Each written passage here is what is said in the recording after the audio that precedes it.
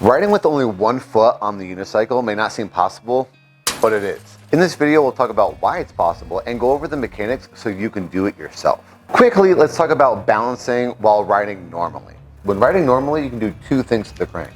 You can push down on the downstroke to make the unicycle speed up to go forward faster, or you can prevent the crank from coming up on the upstroke in order to slow the unicycle down so you can catch up with it, so it doesn't slide out from under you.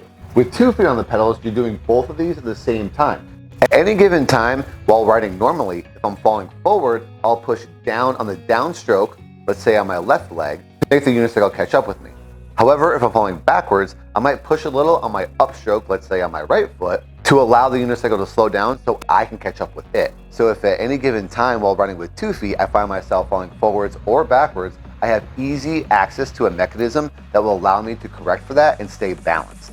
But with only 1 foot on the pedals, you only have access to one of these mechanisms at a time. The trick to riding with 1 foot is to set yourself up so you're only going to be pushing down on the downstroke when you're falling forward, and you're going to be pushing down on the upstroke when you're falling backwards.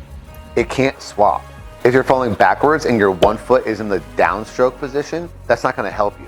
It's only going to make the unicycle go farther away, and then you fall backwards faster. Likewise, if you're falling forward and your foot is in the upstroke position, that's just going to keep the unicycle from moving forward, and you're going to fall forward faster. Downstroke lean forward, upstroke lean backwards. And 1 foot riding is just a series of all of those, back to back to back to back. You'll get what I'm saying when you actually try it. And when you're practicing this, it's easier to start riding normally and then take 1 foot off rather than just starting from 0 with 1 foot. It's easier to get into the flow of this if you already have some speed. Because you can't produce speed on the upstroke, you want to make sure to push down on the downstroke hard enough that you have enough speed to carry you through the upstroke on the other half of the revolution. So you want to make sure that that downstroke is super hard, super fast, it's catching the unicycle up with you, and it's carrying you through the rest of your crank rotation.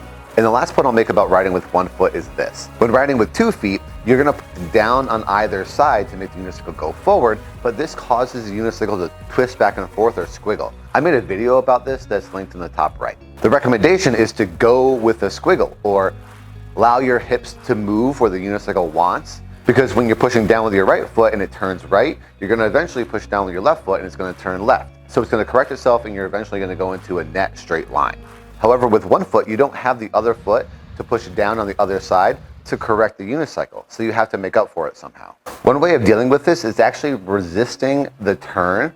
So you can have a slight twist in your hips to the opposite side when you're pushing down, and that could help. It might throw you off balance, so there's a little bit of a learning curve between riding with 2 feet and riding with 1 foot in terms of the unicycle path. However, it will allow you not to just start riding in circles. Another way of doing it is twisting your hips to the opposite side on the upstroke. It's not going to be as exaggerated as riding with 2 feet because you don't have that opposite foot to help you push down and turn the unicycle, but it's enough to keep you riding in a straight line. If you do both of these, just keep your hips resisting the turn and turn when you're coming up on the upstroke, you'll be able to ride in a relatively straight line while doing this 1 foot maneuver. And I think that's it for 1 foot riding. The key things to remember is when you're pushing down on the downstroke, you should be leaning forward, and when you're pushing down on the upstroke, you should be leaning backwards.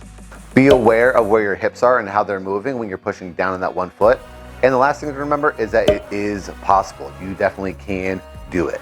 Once you know the mechanisms of how to do it, you can keep practicing with those in mind, and ideally you'll get better faster. Let me know how it goes in the comments. Thank you for watching, and consider subscribing if you want more unicycle content. Thanks and good luck.